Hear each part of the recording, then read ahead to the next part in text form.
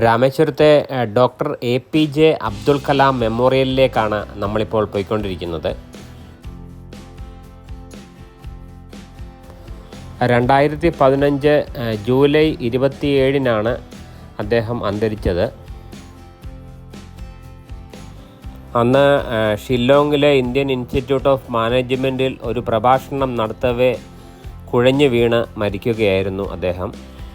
രാമേശ്വരം ക്ഷേത്രത്തിൻ്റെ ആ ഏരിയയിൽ നിന്നും ഏകദേശം 4-5 കിലോമീറ്റർ ദൂരം വരും ഡോക്ടർ APJ അബ്ദുൽ കലാം മെമ്മോറിയലിലേക്ക്.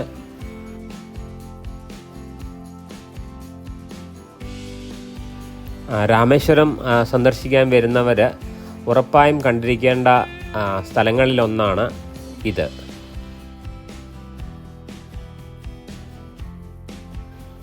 ഇവിടെ നമുക്ക് അദ്ദേഹത്തിൻ്റെ 3 മെഴുകു പ്രതിമകൾ ഉൾപ്പെടെ അദ്ദേഹത്തിൻ്റെ ജീവിതവുമായി ബന്ധപ്പെട്ട ഒട്ടേറെ പ്രദർശന വസ്തുക്കൾ നമുക്ക് കാണാൻ കഴിയും. മെമ്മോറിയലിൻ്റെ ഉള്ളിൽ ക്യാമറ അനുവദിക്കുന്നതല്ല.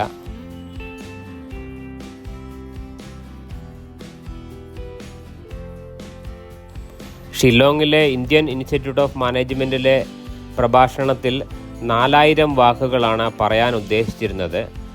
പക്ഷേ 2 സെൻറ്റൻസ് കംപ്ലീറ്റ് ആയപ്പോഴേക്കും അദ്ദേഹം കുഴഞ്ഞു വീഴുകയും തുടർന്ന് അദ്ദേഹത്തിൻ്റെ മരണം സ്ഥിരീകരിക്കുകയുമാണ് ഉണ്ടായത്.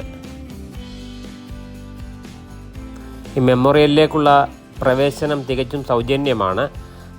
എൻട്രി ഫീസ് ഒന്നുമില്ല.